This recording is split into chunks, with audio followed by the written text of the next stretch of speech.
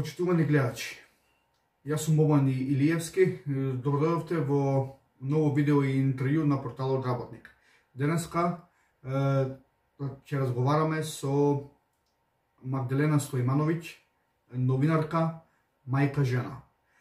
Магдалена помина низ еден тежок период во една низината бременост, кога беше отпуштена од работа, па редакцијата на Работник реши да разговара со неа и да ја слушне незината приказна. Останете со нас. Ти благодарам, Магдалена, што ја прифати поканата да гостуваш во видео и интервјуто на порталот Работник и да ја споделиш твојата приказна за она што ти се случуваше во изминатиот период. Инаку да објасниме за нашите гледачи, Магдалена Стојмановиќ е моја колешка, новинарка, која што беше во работен однос со АД Просветно дело. На многумина ви е познат тој издавач, откако ги известила дека е бремена, по краток временски период добила известување дека нема да ја биде продолжен договорот за работа. Затоа ќе позборуваме сега во овај интервју малку подетално. Значи, да започнеме од почеток, Магдалена. Како дојде до тоа да се вработите во просветно дело, што работевте? И иако би било субјективно, нели, но сепак би сакал да слушнам и ваше мислење. Каков работник бевте?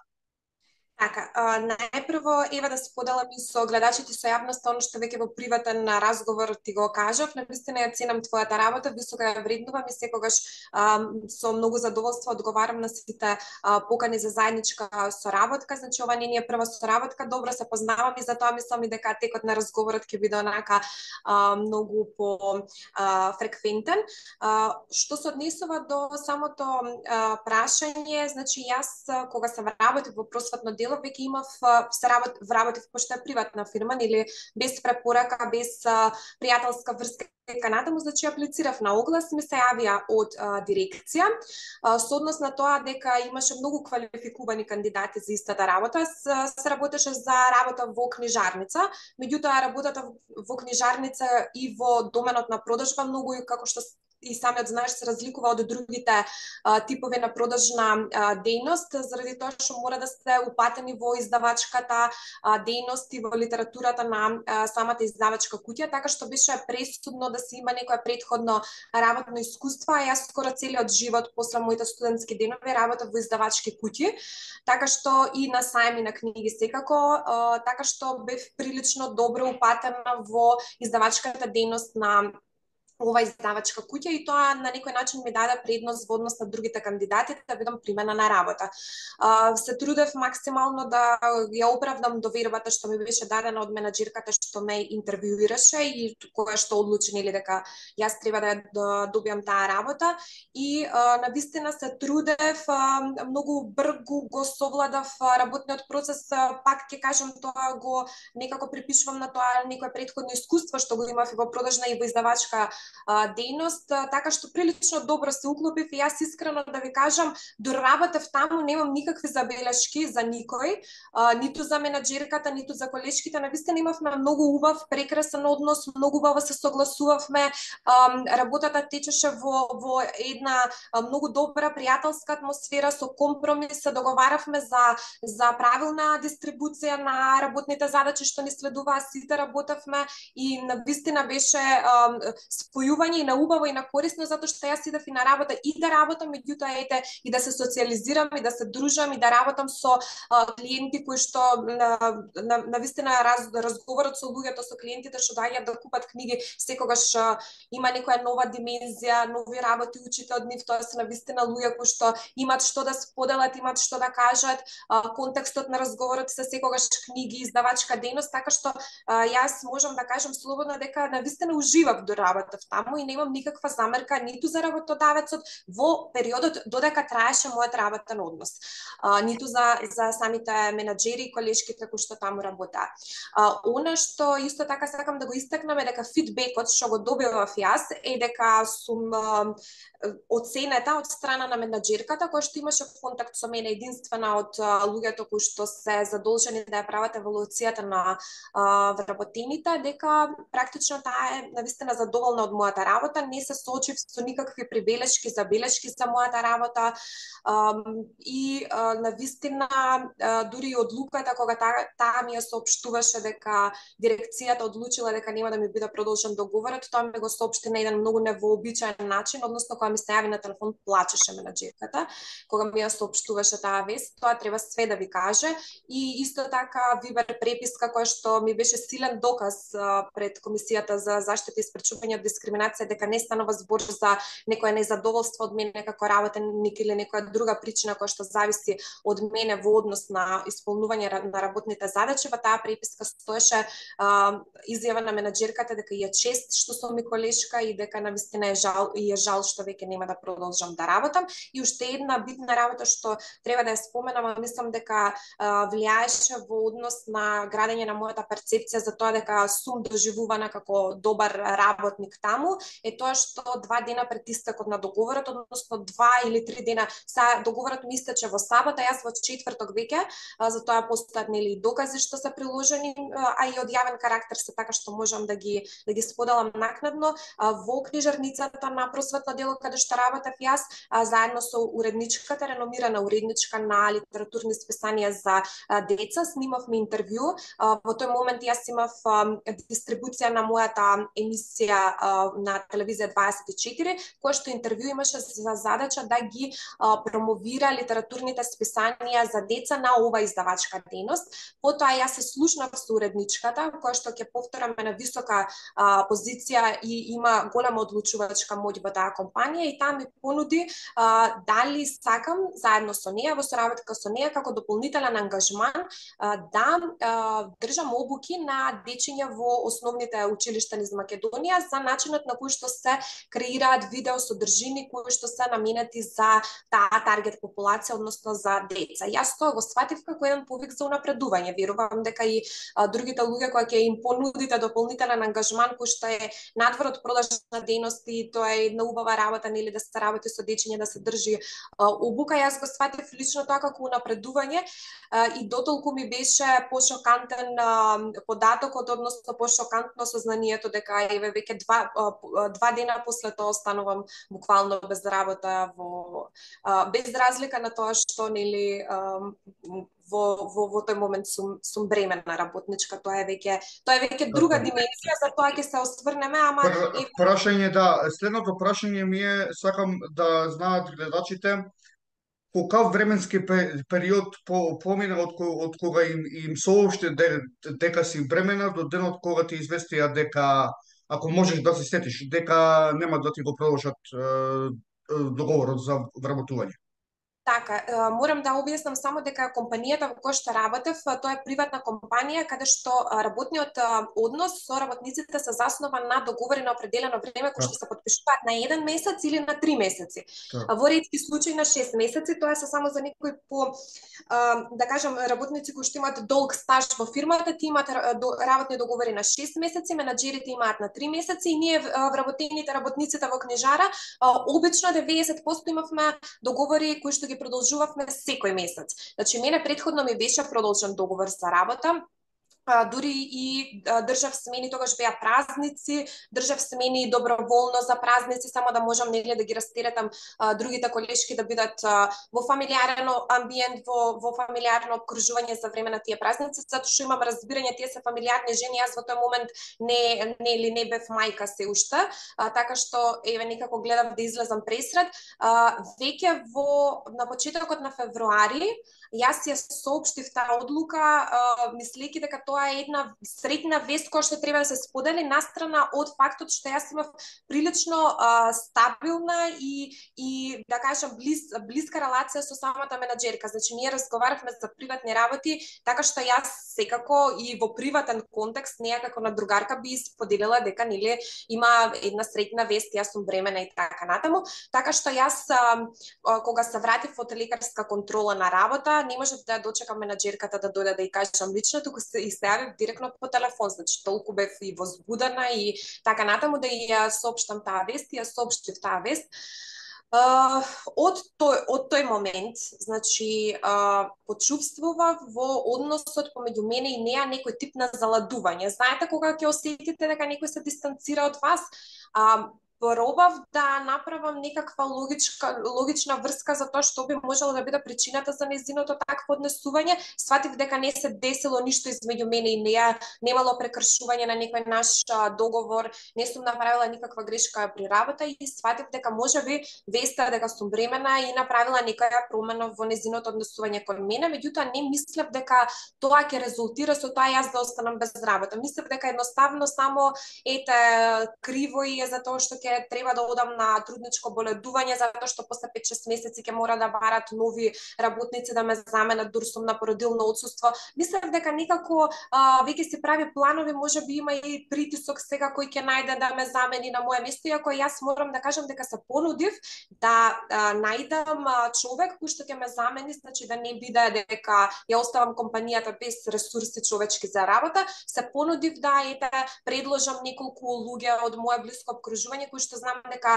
би оправдале мојата препорака и да работат таму неколку месеци додека трае моето породилно отсуство. И тоа е првиот знак што го забележав дека нешто не е во ред со веста што ја споделив за самиот менеджмент и веќе но еве се друго што се случуваше не ми укажуваше на тоа дека ќе останам без работа. Значи периодот беше околу 20, има околу 20 дена некаде од периодот на соопштување на веста дека јас сум бремена до повратна информација дека јас останувам без работа од нивна страна. Така. Потоа следуваше твојот Facebook статус со кој што ја извести јавноста за да нели откако објавија некои медиуми вклучувајќи го и тука работник стигне демант од страна на АД просветно дело.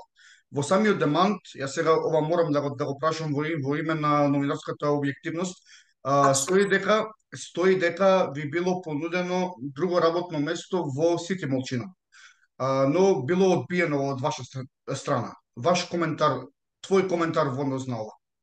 Видете, значи во тој период кога се случуваше целата оваа работа, имаше понуди да се дислоцираат работниците од Рамстор, продавницата од Рамстор во Сити Мол. Меѓутоа таа понуда не ми беше дадена на мене, туку и беше дадена на мојата колешка Анастасија, која што категорично ја одби заради дистанцата од нејзиното место на живеалиште до самата работа во Сити Мол. Јас дури тогаш прокоментирав, поради тоа што платите во Сити Мол во таа продавница се значително поголеми и повисоки. Јас тогаш прокоментирам дека јас би ја прифатила понудата доколку мене би ми било понудено да отидам да работам во книжарницата во Сити Мол, заради тоа што платите се за некој процент повисоки што мене би ми одговарало.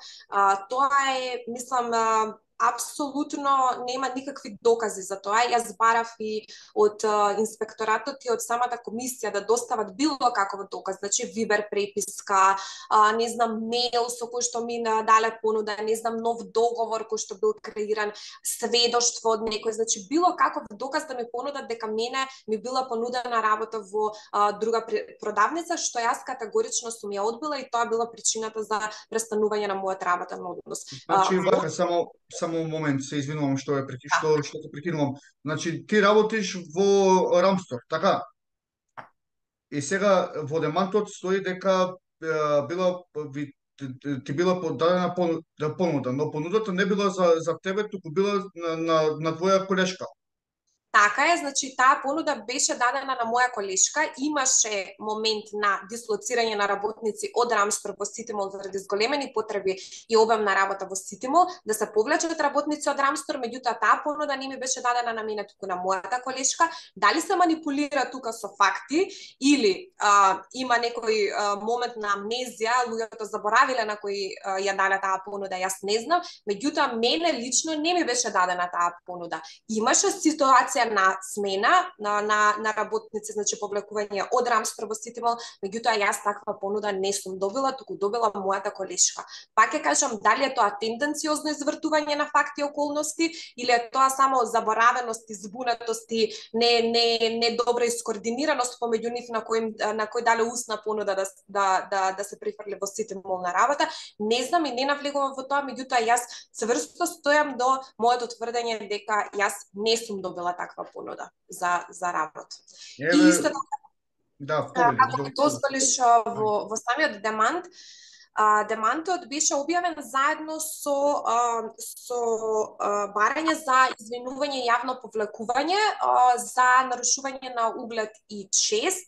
Мене дури во 2 наврати нивната адвокатка ми пушти на домашна адреса барање за извинување и јавно повлекување. Јас реков категорично тогаш и покрај тоа што бев советувана од некои адвокати и други невладини организации да не се занимавам со нивните тужби, туку да се терам постапката за докажување на дискриминација.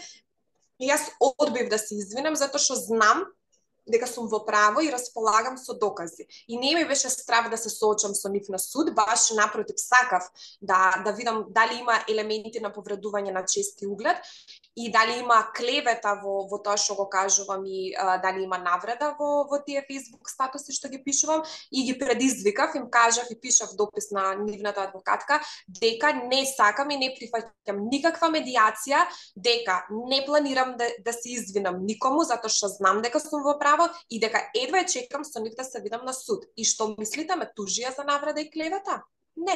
Тоа беше само еден добар обид, како што обично се прави кон новинарите и ти многу добро знаеш, ќе си пробаат, дали ќе се извиниш и ќе се повлечеш, ама не би да се занимаваат со тужби, затоа што знаат дека постапката на докажување дека некому си го наклеветил или си го навредил е многу обемна, многу тешка, особено ако новинарот има докази за тоа што го пишува и за тоа што го тврди. Така. Сега да се вратиме на периодот кога ти беше кога ти било соопштено дека нема да ти го продолжат договорот. Ти знаејќи дека нели е тоа поврзано со бременоста, зашто подоцна и се докажа дека е така и за тоа ќе позборуваме понатаму за одлуката на комисијата за спречување и заштита од дискриминација. Како постапи откако ти беше соопштено дека нема да ти го продолжат договорот? Каде прво се обрати? Дали се обрати до Државниот инспекторат за труд, до невладина организација, адвокат? Како започна да се да ја водиш таа борба за докажување на тоа дека си дискриминирана? Така, значи, она што мене ме изреволтира и моментот кога јас одлучив дека ќе се докажувам со нив и дека ќе ја почнам таа правна борба е безобразлукот што одлуката дека мене нема да ми биде продолжен договорот не ми беше соопштена со разумен отказан рок од 7 дена или 10 дена, затоа што во таква состојба кога имате бремена работничка, барем има некоја етичка граница и совест дека треба да ја соопштите барем 7 дена унапред, за да може барем да проба да најде друга работа. Знаете дека ако имате барем еден ден прекин во стаж, дека го губите правото на платено породилно отсуство. Јас сум во работен однос не прекинат веќе 3 години и сега кога најмногу ми треба да го користам тоа за да стекнам платено породилно отсуство затоа што кога ќе се роди бебето јас и да сакам не можам да работам во првите месеци од неговиот живот. Јас практично го губам тоа право затоа што мене во сабота ми стекува договорот, тие ме информираат во петок дека јас останувам без работа веќе утре. Јас во сабота ниту можам да побарам друга работа, ниту можам можам да замолам некој пријател кој што има фирма, мене да ме пријави во неговата фирма за да можам нели да го задржам и да се обидам да го задржам правото на платено породилно отсуство. Тогаш во тој момент сватив дека нешто е погрешно, се пробуди некоја реакција во мене, имаше некој бунт, меѓутоа не знаев што е тоа што е погрешно. Јас сваќав дека нивниот однос на некој начин е многу неетички, нечовечки, неисправен, меѓутоа јас не знаев дали имам законска основа да ги теретам и да ги повикам на одговорност за било каква дејност.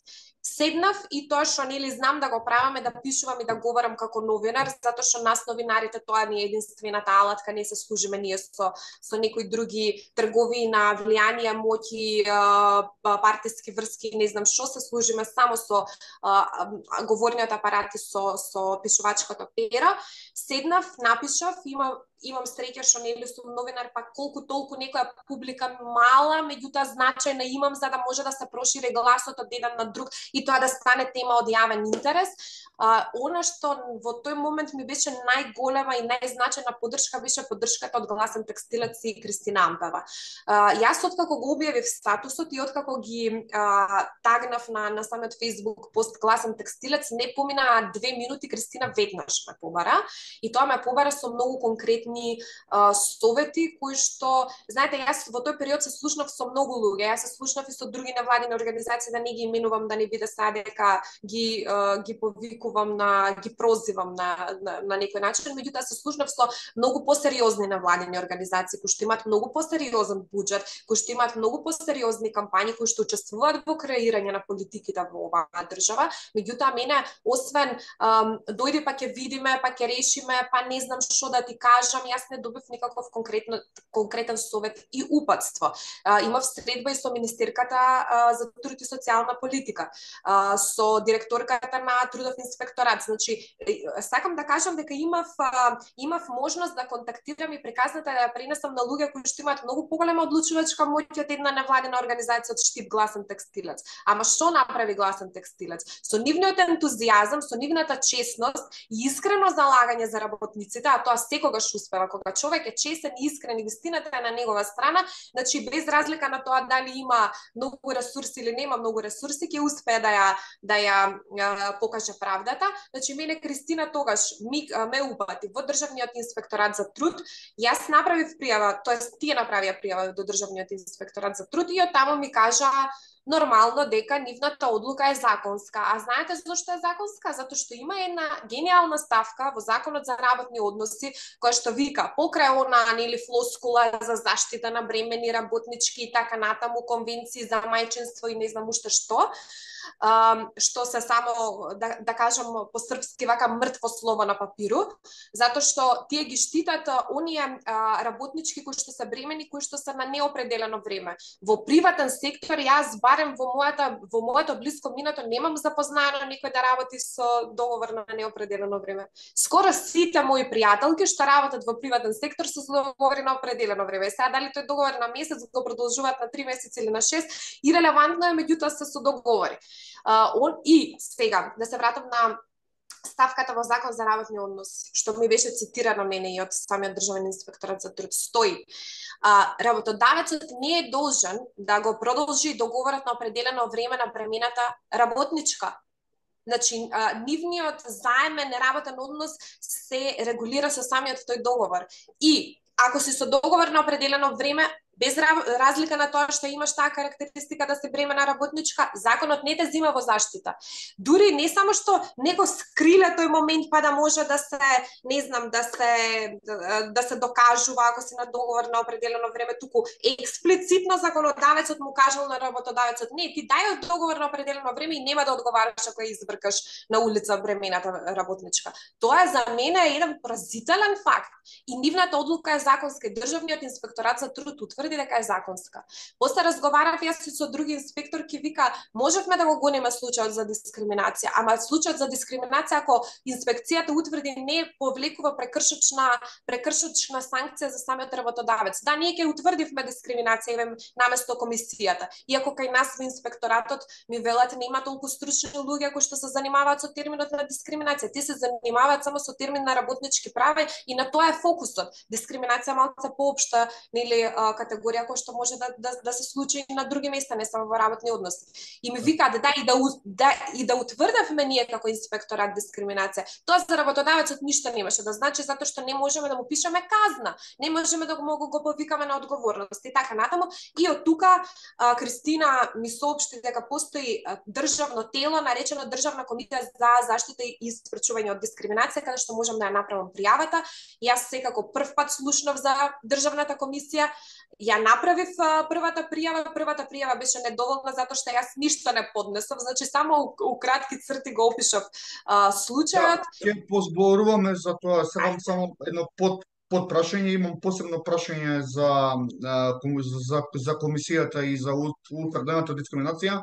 Во самиот Facebook статус, каде што ја тагна невладината Гласен текстилец, ги тагна и Сојузот на синдикатите на Македонија. Ме интересира дали од таму доби некаков одговор нешто. Никаков. Јас дури им пишав лично заради тоа што една жена која што била во многу слична ситуација ми ги препорача, вели тие се надлежни, Сојузот на синдикатите обрати се кај нив со својата приказна и тие ќе видат што може да преземат затоа што тоа се навладена организација која што трае, нели, Сојузот на синдикатите, тоест која што траат со години веќе и тие се соочувале со вакви проблеми и нивното искуство многу ќе ти помогне да најдеш излез од оваа ситуација. Им пишав лично, ги тагнав, никој од таму нит ми се јавил, нит реализиравме средба, значи јас тогаш уствари сватив дека ако до тогаш сум го поддржувала секој протест на Сојузот на синдикати и сум го пренесувала секој протест, затоа што сметам дека треба да бидеме солидарни во унапредување на работничките права, од тогаш значи имаме еден така личен проблем со нив и еве јавно кажувам дека како новинар никогаш веќе нема да ги пренесувам нивните активности затоа што ги сметам за неискрени. Добро. Сега одиме на следното прашање. Во вашите објави на социјалните мрежи, рековте дека сте добивали и закани клевети. Може ли околу тоа малку повеќе да ни кажете и како ги поминавте сите тие работи, како се одразија лично врз вас, па и врз, да кажам, вашето семејство, бидејќи верувам дека и вашиот сопруг исто вклучен во целата таа приказна, бидејќи овие работи реално се одразуваат врз целото семејство, не само врз еден поединец. Така, апсолутно. Видете, кога зборувам за закани, не зборам од оние закани кои што се лични, директни, во смисла некој да ми се јавил и да ми се заканил, иако имав неколку обиди од самата директорка да ме добие на телефон, меѓутоа јас не сметав дека треба да разговараме по прекинување на мојот работен однос, немам ја што да разговарам со нив, особено од како беше објавена целата таа приказна. Единствено нешто зашто ние можеме да се слушнеме е да јас да добиам некаков предлог да се предомислам, да го избришам постот или не знам што, а јас во тој момент веќе ситуацијата отида толку далеку да нема враќање назад и не сум човек што ќе направи нешто, па утре ќе се покае, па ќе го избрише, па не знам што. Мислам и дури и после тоа и да објавам нешто и после тоа да се освестам дека можеби тоа што сум го објавила не е баш како што треба, не сум човек што ќе се вратам наназад и ќе го избришам тоа, туку стојам едноставно зад своите грешки. Да, сум направила грешка со некои постови, ако сум направила грешка, сум утврдила дека сум направила грешка, ама стојам за своите грешки, не сум човек кој што бега од одговорност. Така што и не ни планирав да истајавам поради таа моја личен однос кон работите, затоа што знаев кој ќе биде нејзиното барање. Заканите стигнуваат директно од нивната адвокатка. која што адвокатка мене ми пишуваше у тие барања за извинување и јавно повлекување, ми пишуваше со вашите објави на социјалните мрежи, вие индиректно покажувате дека сте имале намера, целта на вашето вработување, целта на вашето останување на работа била единствено да се стекнете со право на платено породилно отсуство. Дали тоа е забрането некаде со закон? Дури и да сум сакала да останам на работа за да го користам правото на платено породилно отсуство, не сум побарала ништо од фирмата да ја оштетам. Не сум побарала фирмата да ми пушта плата, а јас да седам дома и да го носам бебето. Значи сум побарала право нормално да работам како сите и рамноправно како сите други работнички. Мислам, тој работен процес во книжара не изискува вие не знам каква физичка мака да имате околу организација на работниот процес, тоа може да го работи било кој. Мислам, и бремена работничка може еднакво добро да ги завршува работните задачи како и невремена работничка. Да не кажуваме дека бремените работнички имаат некој во тој период, мислам, тие што се жени ќе ме разберат, имате некоја посебна сила, посебна енергија, посебен ентузијазам со кој што пристапувате на работите, така што не знам како може правник да формулира таква една изјава која што ниту е тоа забрането јас да останам на работа и дури и да се вработам само за да сакам да користам право на платено породилно отсуство и да ги отслужам тие законски минимум 6 месеци да останам во работен однос за да користам право на платено породилно отсуство, па зар не е тоа за пофалба што една мајка се бори утре на своето дете да му обезбеди економска ситуираност, особено заради тоа што тоа не оди на никаква штета на фирмата, државата ви ги дава тие пари. Фирмата на никој начин не е оштетена од тоа што ќе вработи бремена вработена или ќе остави на работа. Така што тоа што ви го кажале, што ти го кажале Магдалена, и сега испаѓа дека наводно тие ќе ти плаќале за родителското отсуство, а нема врска тоа, нели како што викаш ти, државата тоа го покрива. Така е, апсолутно. Сега околу другиот дел, како јас тоа го поминав, види Бобан, јас мислам дека се знаеме, вака се следиме, јас и ти, не сум човек кој што се жали, ниту имам намера да изигравам жртва и да собирам јавни симпатии, не сум опште таков тип на човек. Многу, тој период беше еден од најстресните периоди од мојот живот, меѓутоа знаев дека јас таа борба морам да истерам заради тоа што јас веќе покренав една тема, зад мене застана многу жени. Сега јас ако се повлечам, а овие жени што застанале позади мене што да прават? Јас ако се повлечам, како можам да очекувам и утре да ги храбрам тие жени идете пријавувајте дискриминација или барајте си ја правдата доколку кога останете бремени бидете оставени без работа? Какво лице јас ќе имам тоа да им го кажам на тие жени ако јас прва се повлечам и кажам не, ајде ќе уживам во бременоста, било што било, не сакам да се приредувам стресови на мене и на моето семејство, едноставно ќе се откажам од оваа постапка и сакам само да си го зачувам собствениот мир. И јас немав право тоа да го направам, заради тоа што знаеш дека ние како новинари и како лица кои што се мост помеѓу граѓаните, институциите и што застапуваат секогаш глас на јавноста, едноставно немаме право на такви работи. Нас секогаш јавниот интерес ни е пред личниот, така што јас морав да обстанам у континуитетот на мојата борба да докажам дека е тоа дискриминација и преку личниот пример еве да им кажам луѓе вреди да се борите, жени вреди да се борите, луѓе, значи барајте си ги своите права, што да ви кажам, да, ако трпен е процесот, да, тежок е процесот, меѓутоа вреди. И тоа е нашата, ја тоа негде и у закон би го пишала како граѓанска должност. Ако видите некоја неправилност, ако видите некоја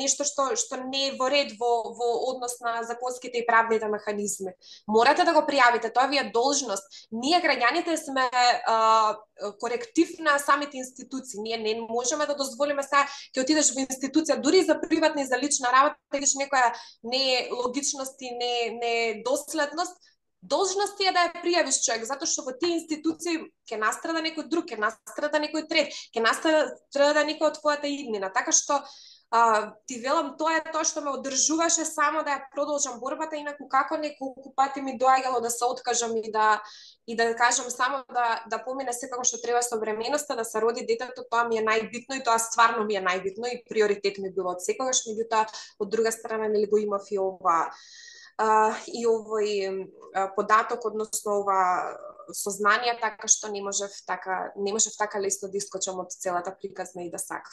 Заради лична етика, не заради тоа што некој ме притискал, нели? Така, така. А, следно ќе се осврнеме еве повторно на постапките кои што нели ги покрена. Ме интересира сега за тоа како дојде до тоа да поднесеш представка до комисијата за спречување и заштита од дискриминација. Се пазам да не го изговорам погрешно името, пошто многу знам да го мешам некогаш. Кажи ми како дојде до тоа и како се чувствуваш сега откако нели беше од нивна страна утврдена интерсекцијска дискриминација, зашто ако можеш да ми објасниш еве што точно тоа значи, знам дека не си правник, ама еве сигурно Да. знаеш, ти објаснили и тебе што значи терминот интерсекцијска дискриминација.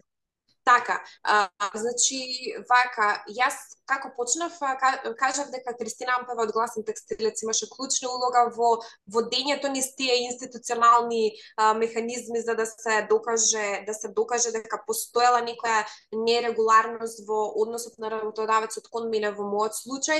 Сега државниот инспекторат за труд не утврди просто нерегуларност во нивната работа.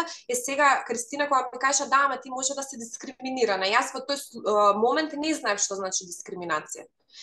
За прв пат јас се сретнав со термин кој што мене ме става во поединачна и лична позиција да биде преку мене манифестиран. Ме разбирате, значи за мене дискриминација беше некој абстрактен, тежок поим кој што го пишува некаде таму на хартија дека опфаќа некоја сериозна категорија на граѓани, не може да си поврзам дека јас можам да бидам дискриминирана. Да не кажам колку пежоративно значење има ако се дискриминиран, значи дека нешто ти фали, нешто ме разбирате, оние општествени стигми, па срамот да зборувате, да кажете, ви треба многу храброст да кажете јас сум дискриминиран, ме разбирате, затоа што и самото тоа признание повлекува дополнителна и продолжена виктимизација кон вас, а вие не сакате во тој момент некој да ве гледа како жртвата на работа. И она што Кристина Ампева ми го кажа е дека можеме да се обратиме во Државната комисија за спречување и заштита од дискриминација. Јас поднесов тогаш представка и представката првично ми беше одбиена заради тоа што не доставив никакви докази, само седнав ја напишав затоа што немав многу надеж дека можат нешто да направат искрено. Не бев запознаена со нивната работа, не бев запознаена со нивниот тим. Си викам какво е па са ова државно тело комисија, никад немам слушнато. Од инспекторат ми кажа што ми кажа, веројатно ќе потрошам многу време и комисијата истото ќе ми го каже. Знаете, и особено затоа што кога ќе објавите јавно и ги имате оние и од пријателите, од јавноста ги имате оние реакции. Да, ама ти мислиш дека ти си единствена што се случило ова, па ти знаеш колку жени поминале низ ова. И луѓето мислат дека ако нешто е повторливо, дека тоа е нормално. Ме разбираш? Бремени жени од секогаш се оставале без работа, па тоа е нормална појава кај нас. Не, тоа е повторлива појава, меѓутоа не е нормална појава. Да, се случува многу, меѓутоа не е нормална. Баш заради тоа што се случува многу, дајте луѓе нешто да направиме, веќе конечно 21 век, да не правиме вакви, мислам, примитивни работи. Тоа е примитивна работа една бремена жена да оставиш. Прво, сваќањето е примитивно дека бременоста е болест, второ е апсолутно, мислам, не е неприфатливо да повредуваш нечие право нели на работа само врз база на некоја карактеристика која што не е важна за работниот процес. Сега да се вратам на комисијата. Пишав представка, ми ја вратија представката, да ја доработам. И кога веќе почнав јас некоја кореспонденција со нив, увидов дека тие се сериозна една институција која што темелно се занимава со случаите и со проблемите кои што ги проучува, и тогаш влегов во целата приказна, ги изложив сите докази што ги имав, дека не станува збор за тоа дека имало некоја претходно незадоволство од моето работење, побарав исто така да се утврди дека нема намалување на работниот обем, пошто исто така и тоа е битно за да се докаже дека имало дискриминација и дека само бременоста била причина зашто си останала без работа, затоа што не можам јас сега да кажам ако се затворила продавницата во Рамстор и сите три вработени од таму останале без работа, не можам да кажам ама јас сум дискриминирана затоа што сум бремена, затоа што и другите две колешки останале без работа, а тоа е директно поврзано со самата природа на организација на работниот процес, ме разбирате? Ама ако само јас сум останала без работа, а на сите други им бил продолжен договорот за работа и после 2-3 месеци имате оглас дека бараат продолжен персонал, затоа што не можат со двајца да ја организираат работата во продавницата во мол, значи тоа укажува дека сепак причината зошто се донела таа одлука не зависи од објективни фактори, туку само од таа карактеристика дека сум бремена. Сега, како што кажав, комисијата цело време ми кореспондираше, бев на разговор со Весна Бендавска, мислам дека и тоа имав среќа што Весна Бендавска го презема случајот. Друго е кога, знаете, кога случајот ќе ви го води жена која што е мајка и која што го поминала тој пат и која што многу добро знае колку на бремена жена е битно да биде економски и финансиски ситуирана затоа што носи нов живот кој што целосно е зависен од неја, значи детето знаете е зависно од родителот до некоја возраст, не може само да јаде, само да пие, не може да заработува, мора све да му дадете, морате цело време да сте посветени на тоа, не можете да работите, не можете да кажам да оставите на детето тоа само да се снаоѓа, значи мора да сте цело време на услуга на сервис 24/7 кога сте мајка. И мајките што го поминале тоа го знаат тоа. И плюс таа жена ме разбирате, значи тие некои искуства поединечни се многу важни во тоа дали ќе го гледате случајот како приоритетен или онака ќе го занемарите од некоја фиолка па да видиме, па нема да му се посветите толку многу. И исто така Весна Бендавска освен тоа нели што ги има тие карактеристики да го има поминатото искуство што го имав јас во тој момент е и еден сериозен професионалец кој што навистина многу добро си ја знае работата и таа многу добро го знае законот за дискриминација. Благодарение на неа јас открив кои се елементи на дискриминација. Значи тоа што јас сум третирана на поинаков начин од моите други две колешки кои што биле во иста позиција, само врз база на тоа што сум бремена, значи дискриминација. Значи мора кога постои дискриминација да се споредите со некој друг. Кое е тоа право што вас ви еускратено врз база на некоја лична карактеристика, а му е дозволено некој друг да го ужива без разлика на тоа што сте во иста правна позиција. И сега тоа што на сите им бил продолжен договорот, особено на моите колешки кои што работеа во истата подрачна единица, а на мене не ми бил продолжен договорот, укажува е индикатор дека станува збор за дискриминација. Второ, нели тоа што кажав дека нема објективни причини дека се објавувале од просветно дело огласи, после тоа барале продолжен персонал, барале на некои други работни позиции.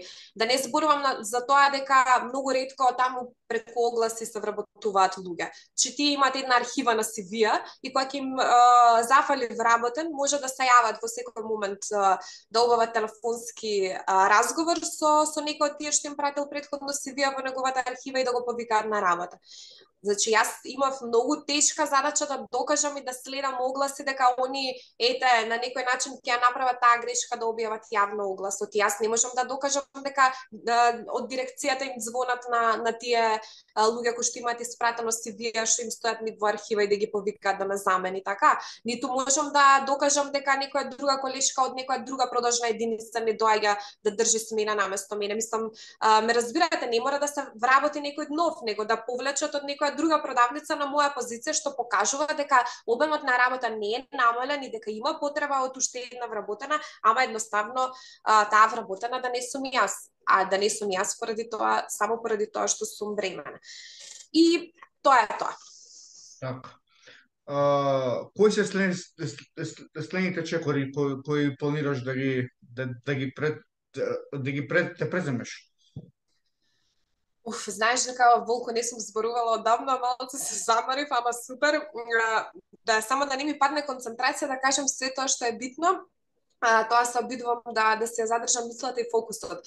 Следните чекори што се трудам да ги преземам е да поднесам нели тужба за дискриминација. Она што мене ме обесхрабри кога ја работев в новинарската сторија за дискриминација на бремени работнички е тоа што досега во судската пракса е многу црно-бела, во смисла дека за ист случај непродолжување на договор на бремена работничка, 2 случаи се добиени, 2 случаи се отфрлени, односно тужба е пресудена во корист на работодавецот, во корист на оно што е обвинет за дискриминација. И сега во такво едно шаренило, кога нема стабилна судска пракса да се каже да ова е дискриминација, ова не е дискриминација, зависи од тоа дали ќе имате среќата да ви се падне судија која што едноставно ќе е сензитивен околу прашањето на дискриминацијата и добро ќе го познава и законот за дискриминација и ќе има ете некое, да кажам, совесно водење на постапката и така натаму. Ама тоа пак ќе кажеме лична среќа, тоа не се објективни околности институционално загарантирано користење на правото. Тоа дали имаш лична среќа или немаш лична среќа никако не може да биде релевантно за тоа како функционираат институциите кај нас. Така да јас не се плашам, малце сум скептична во однос на судската пракса, ама едноставно секако ќе одам прво на основен суд, па ако се одбие, ако не се докаже на основен суд, ќе одиме на апелација, па ќе одиме на Европски суд за заштита на човекови права. Мислам, ќе се тера процедурата и натаму заради тоа што ви вела мора еднаш да се застане на пат и ќе го повторам она што го вели Кристина, дека многу често законот за работни односи со многу голема брзина се менува доколку станува збор за заштита на нечии интереси, на интересите на моќниците, а чекаме веќе со години да се тргне таа ставка дека бремените работнички кои што работат на договор на определено време не се заштитени, дека работодавецот може да не им го продолжи договорот. Дајте веќе еднаш, сите сме свесни, секој 8 мартовски протест тоа се говори. Веќе сите засегнати невладени организации го кажуваат тоа дека има нужна потреба да се менува законот за работни односи во насока на поголема заштита на работничките права кога се бремени работнички во прашање. Че секој 8 мартовски протест ние исто да го повторуваме и што е тоа тешко толку да се донесе една ставка во тој закон за работни односи кој што ќе не заштити. И затоа можеби проблемот лежи во тоа што овие работи се повторуваат само на 8 март. Така е. Така е, се согласувам, апсолутно се повторуваат само на 8 март и од 8 март до 8 март има лични судбини и себени судбини кои што се толку загрозени и лични животи кои што се толку уништени и ние ќе го спомнеме тоа како нешто што треба да се направи, меѓутоа кога треба да се направи да се спроведе на дело, тука е тешкото. Затоа што мене ми е лесно јас да искочам на 8 мартовски протест и да одржам еден мотивационен говор и сите жени да ми викаат: да, супер, значи ние ќе го направиме тоа." Ама дојде процесот, истерај го како бремена работничка 6 месеци секој ден да пишуваш имејл со дополнена пријава, со дополнена затоа што искрснуваат нови докази што ги следиш. Па дојде у суд, таа траума да ја доживееш, да се повторно да се навраќаш на истите сеќавања, да се докажуваш, да се исцрпуваш, да слушаш клевети и невистини за тебе, да се соочуваш со притисоци. Тоа е тешкото, а не е тешкото ние да искочиме и да кажеме да треба да се менува законот. Мислам, тоа секој може да го направи. Ама на дело да видиме колку се. Затоа тие позитивни примери се толку малку, затоа што едноставно жените и работните воопшто и работниците и во доменот на човековите права луѓето се откажуваат кога ќе видат колку е тешка процедурата и обемна процедурата за докажување. А без тоа едноставно ништо не можеме да направиме. Џабе збориме ако не преземеме нешто. Ако нема судска пресуда за овој случај, ако не беше тоа мислење и одлука на комисијата, џабе јас зборев, џабе цела јавност да беше на моја страна, џабе да имав поддршка од милион жени кои што го поминале тоа во Македонија. Све е залудно кога ние не ги повикуваме институциите на одговорност, а пак утре на тие институции треба да се обратиме ако сакаме да не заштитат. Не можеме ние меѓу себе, не е племенска заедница, па ќе се договараме меѓу себе. Има институции граѓански, за тоа постојат тие граѓански институции, за тоа постојат тие луѓе што работат таму, што ги плаќаме како даночни обврзници, мислам. Они треба да ја работат таа работа, не треба ние да се шушкаме меѓу себе на приватен контекст, и мене ми се случи ова и да се само сожалуваме и да го сожалуваме другиот, немаме ништо од тоа, немаме ништо од таа морална поддршка. Моралната поддршка е битна, меѓутоа не значи ништо. во смислена промена. Така, знаеш ти, јас пред некое време напишав еден текст на оваа тема, на дискриминација на жените при вработување и на работното место. Има во Да, таму детално од Комисијата за спречување и заштита од дискриминација колку така. случаи има. И за жал жените во мал број се осудуваат да пријават дискриминација не само поради бременост, туку и било каква, а има случаи на вистина многу лоши. Ова не дека е малку лоша, мислам, во твојот случај и во случајот на 11 други жени, нели, кои што биле избркани од работа поради бременост, но има и случаи каде што за жал од жените се бара, да кажам, сексуална услуга за да може да бидат унапредени и да им биде зголемена платата, што е уште пострашно.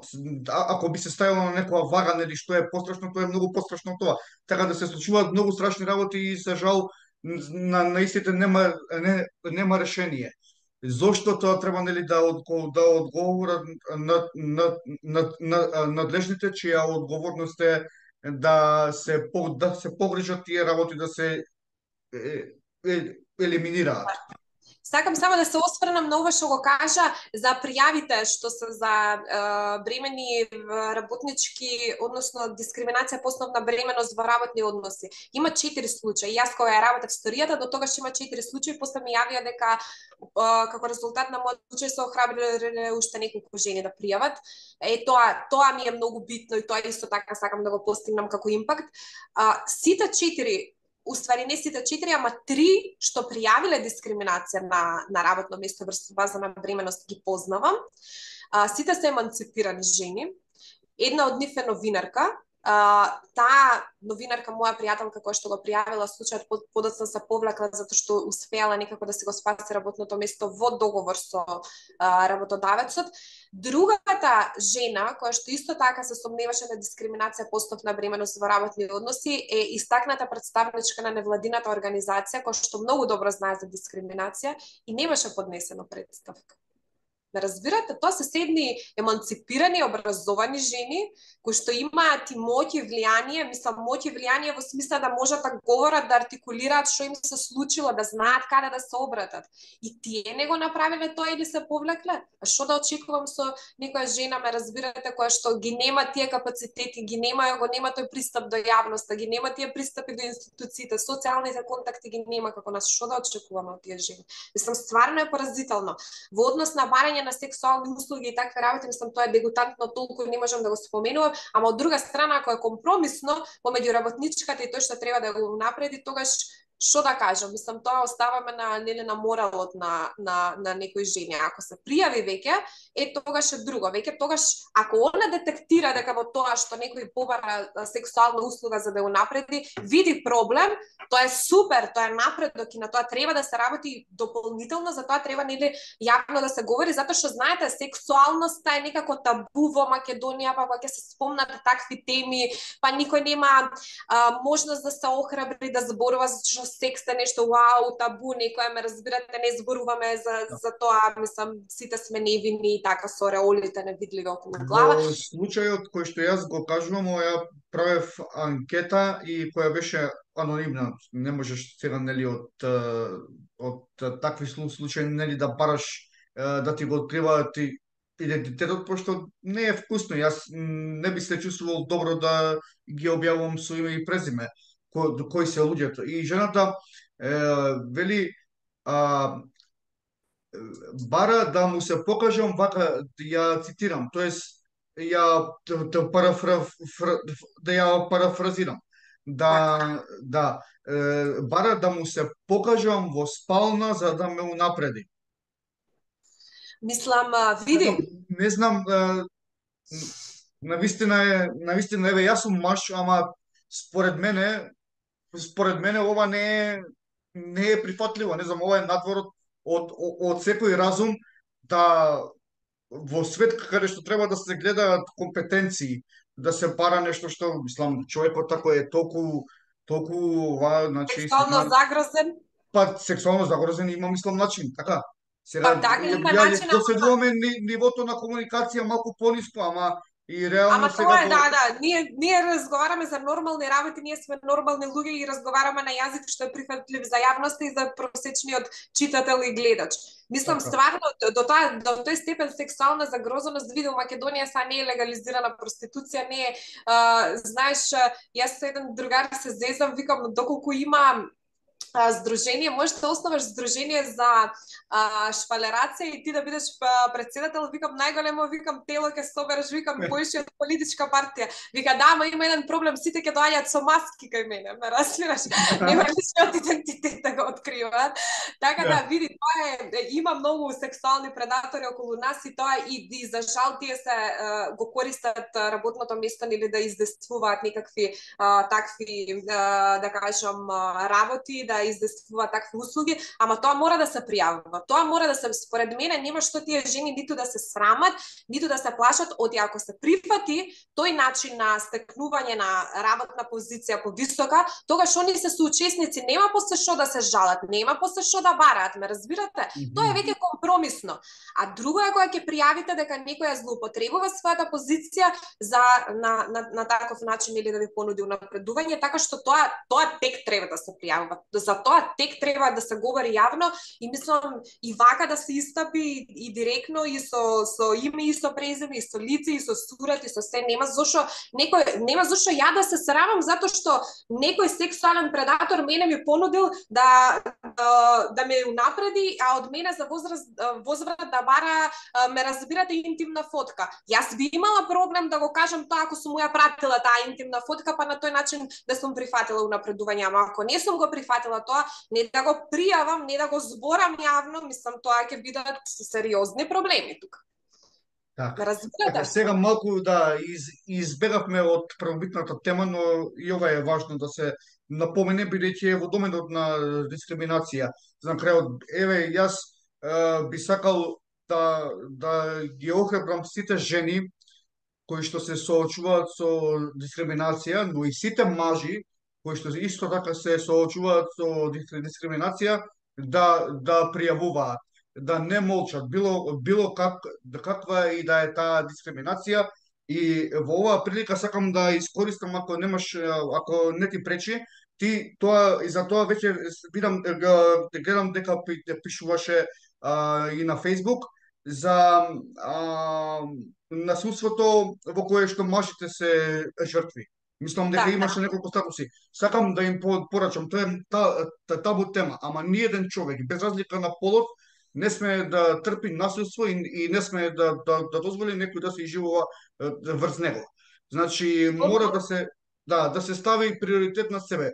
Значи, пак ќе речам, уште еднаш не сакам да се обидат овие што се радикални феминистки да ми го сменат, да ми ги изветоперат зборовите. Сакам да порачам дека сите треба да реагираат на насилство, да не толерираат, и да пријавуваат. И да не трпат што е најважно. Знаеш што, еве, сега ти најавам, мислам дека, чувствам дека при крајниот разговор, ама само да ти најавам, во однос на ова дискриминација, обично се смета дека жените, затоа што има такви конвенции за заштита на жените, за заштита на мајчинството, за заштита на децата, обично кога ќе отидете да пријавите семено насилство, веднаш се претпоставува дека мажот е насилникот, а дека жената е жртва. Поради тоа што се создала со години, веќе се создава таква перцепција поради тие правни акти што се носат, дека по дефолт прво треба да го осомничите мажот дека тој е насилник, па дури подоцна ондур да се докаже, мислам поел вук магарца работава. Сега, каде највише се соочуваат мажите со дискриминација, јас таа сторија ќе ја работам и тоа ќе биде многу сериозна сторија. Процентот на развод на бракови во Македонија секоја година се повеќе расте. И тоа не е само тренд во Македонија, туку е тренд и во другите држави. По развод на бракови се доделува старателството. Генерално се доделува старателството кај мајките, иако по закон за семејство родителството мора да биде рамноправна дејност.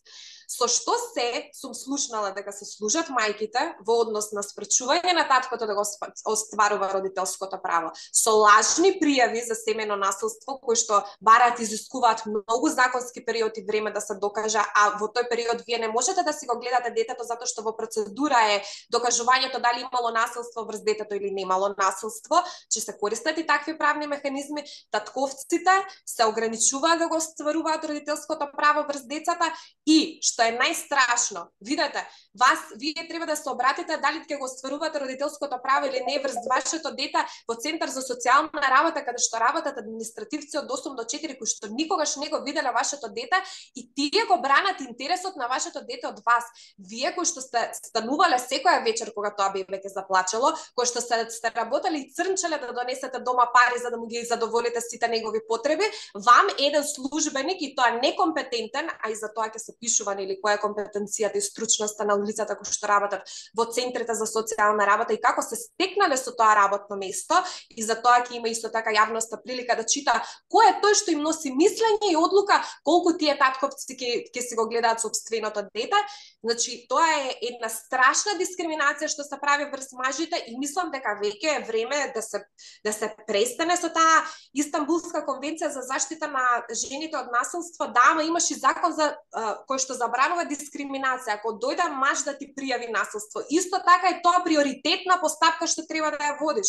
Мислам, не можеш ти да дискриминираш ако дојде жена, сега веднаш ќе уважам по приоритетна постапка, ако дојде маж, сега ајде сеир ќе му тераме сите заради тоа што жена му го ишамарала, мислам. А што требало да направи? Он со еден шамар сигурно не би било на неа многу добра, ама не сме ни да се брани веќе мажот, ме разбирате ли? Значи, жената има право да го напаѓа, тој не сме да се брани затоа што он ако се одбрани он е насилник без разлика што жената прва почнала да го провоцира тоа однесување, ме разбирате? Значи буквално да предизвикува на физички контакт. Па какво е сега тоа прави? Тоа мене ми вреѓа здрав разум и интелигенција, луѓе, не знам. Вие мажите стварно сте ставени се у позиција да сте посебно белец, хетеросексуалец, нормален некој маж кој што има семени вредности, мислам стварно вас ве ставаат у таква позиција да тоа е нешто страшно. Тоа е како да сте огревени заради тоа што сте белци, хетеросексуалци, затоа што имате нормални семени вредности, мислам, како може да е тоа проблем во ова општество, не знам. Знаеме, Магдалена, од каде потекнуваат сите тие невредности, бидејќи тоа не се вредности, ама тоа е тема за друг пат и за друг медиум, бидејќи јас такви теми не покривам, а би било добро, можеби ќе има и некогаш и прилика да поразговараме за оваа тема, се разбира откако ќе ги објавиш текстовите, но ќе видиме, нели, тоа ќе биде зависно од интересот кој што би се појавил евентуално кај публиката која што го следи работник, бидејќи ние сме тука, нели, во најголем дел 95% нели за работнички права и работни односи.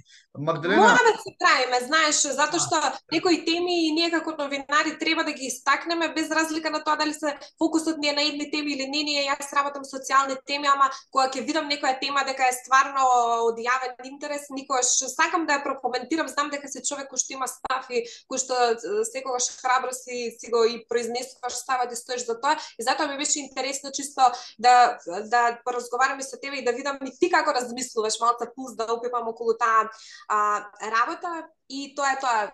Веројатно сега идеме со одјавата, така? да, Да не ти загори ручекот, добро е. Наманов предвидениот рок. Магдалена, ти благодарам уште еднаш што ја сподели твојата приказна со нас и се гледаме во следна прилика. И исто така морам во оваа прилика да се заблагодарам и што ме одбра да ти бидам рецензент на твојата прва книга, што ми е исклучително голема чест. Сега не ми текнува ми словот како беше. Чекајте. Да, Ќе се осврнеме на тоа. Ти, политички говори, јавни настапи, имам тројца рецензенти, знаеш, пошто јас не работам со издавачка куќа, немам уредничка политика, некоја стрикна, ригидна, и затоа сакам рецензентите да го соберам нивното мислење, затоа што мислењето на рецензентите кажува дали книгата е добра или не. И затоа имам тројца рецензенти на таа книга. Ти, професорот Јове Кеновски и Жарко Павловиќ, филозофот, вакво. И сите три рецензии, повлекувајќи тоа со што се вие занимавате, значи твојата онака рецензија новинарска, објективна, таман дозирана како што треба. Рецензијата на професорот Кекеновски е професорска рецензија, затоа што онака е баш екстензирана до максимум. На филозофот е филозофска, он видел некои работи што ја не сум ги видела, како и секој филозоф што гледа работи што другите не ги гледаат. И така, значи еден интересен микс. Фала ти на тебе што си рецензент на таа книга. Имаме убава соработка на вистина и јас пак ќе кажам и вака ја би приватно да се видиме и да се држиме, затоа што си интересен лик и може ќе у приватен разговор ќе дојдеме до некој заеднички заклучок, па и да работиме заедно некоја тема како колеги не е на одмет. Разбира, јас сум секогаш тука достапен за што и да ти треба за било каква помош и се разбира останува отворена можноста да работиме на некоја приказна, нели, заедно. И се надевам дека ќе има таква прилика, особено некоја ваква каде што се зборува за дискриминација на врз основа на пол, врз основа на род и така натаму, тие се теми кои што треба да се работат. Така, и Така. ти благодарам уште еднаш.